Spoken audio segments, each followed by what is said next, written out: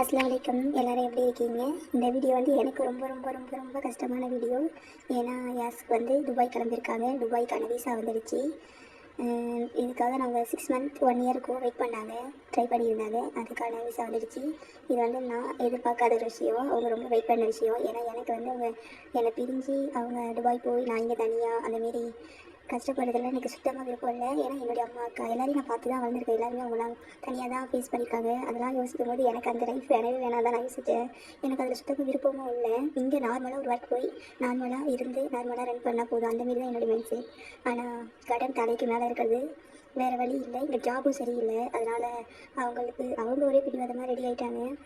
எனக்கு எதுவும் சொல்ல முடியல.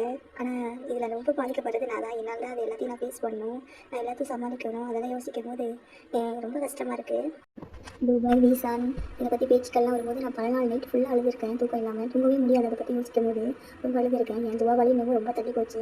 ஆனால் இப்போ திடீர்னு விசா வரும், எல்லாம் ஓகே ஆகும் அப்படின்றது வந்து யாருமே எதிர்பார்க்காத விஷயம். நாங்கள் விசா துபாய்ன்ற விஷயத்தை நாங்கள் மறந்துட்டோம். இதுதான் லைஃப்னு சொல்லி எப்படி ரன் பண்ணிட்டு இருந்தோம். ஆனால் திடீர்னு வந்துடுச்சு. திடீர்னு விசா வந்து டிக்கெட் போட்டு திடீர்னு கிளம்பிட்டாங்க.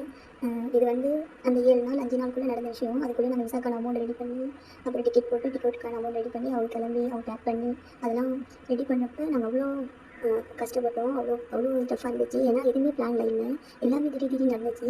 எங்களால் இதை யோசிச்சு நிதானமாக முடிவு பண்ணவே முடியல. அந்தமாரி இருந்துச்சு. ஆனால் இந்த டைமில் எல்லாமே என்னோடய ஃபேமிலியில் எல்லாருமே ரொம்ப ஹெல்ப் பண்ணாங்க. நிறைய கஷ்டம் வந்திருக்கு. எல்லாத்தையுமே என் ஃபேமிலி தான் எனக்கு எப்போயுமே சப்போர்ட். எப்போயுமே எனக்காக அவங்க நின்றுருக்காங்க. நான் ரொம்ப அந்த விஷயத்தில் ரொம்ப லக்கி. ஏன்னா அவங்களாம் இல்லைனா இப்போ நான் இந்த லைஃப் எப்படி இருக்குன்னு யோசிக்க முடியல. எனக்காக எவ்வளோ உதவி செஞ்சு என்னோடய ஃபேமிலிக்கு எல்லாருக்கும் அதில் நிறைய பறக்கத்தை அமைச்சு கொடுக்கணும். அவங்க எப்போயுமே சந்தோஷமாக இருக்கணும். எந்த சூழ்நிலை அவங்களுக்கு கிட்டான சூழ்நிலை வரக்கூடாது. எதுவும் எப்போயுமே இருக்கும். அவங்களாம் துவா செஞ்சதுனால தான் இப்படி ஒரு விஷயமே நடக்குது. ஏன்னா நான் கஷ்டப்பட்டு அவங்க ரொம்ப பார்த்துருக்காங்க. அவங்களோட துவாக்கள்னால தான் அந்த விஷயங்கள் நாடி இருக்கான்னு நினைக்கிறேன். இதுக்கப்புறம் லைஃப் மாறணும். கடன் இல்லாத வாழ்க்கையால் நம்ம எல்லாருக்குமே தரணும். பக்கத்தில் எவ்வளோ பேர் கடன் லோன் பண்ணுறாங்க. அதில் எல்லாருக்கும் அந்த விஷயங்களை லேசாக்கி வைக்கணும். இது வந்து அவங்களுடைய முதல் ஃப்ளைட் அனுபவம். நான் நினச்சேன் நாங்கள் ஒன்றா தான் போவோம், நாங்கள் எல்லாத்தையும் ஒன்றா தான் பார்ப்போன்னு. நான் ஒன்றா இருப்போம், நாங்கள் இருப்பேன் நினச்சேன். ஆனால் அவங்க தனியாக போகிற ஒரு டே வரும்னு நினைக்கல. ஆனால் சொல்லி அமைச்சேன், நீங்கள் போகும்போது எதெல்லாம் பார்க்குறீங்க எல்லாத்தையும் வீடியோ எடுத்து அனுப்புங்கன்னு சொல்லிட்டு.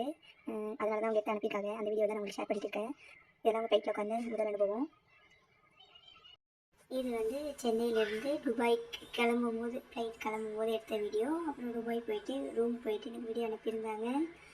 அல்ஹம்துலில்லாஹ். அல்லா வாழ்க்கையில் என்னென்ன எழுதியிருக்கான்னு நமக்கு தெரியாது, நம்ம அனுபவிக்கும் போது தான் நம்ம தெரிஞ்சுக்கிறோம். எல்லாருமே துவா செய்யுங்க. அல்லா எல்லாத்தையும் லேசாக்கி வைக்கணும்.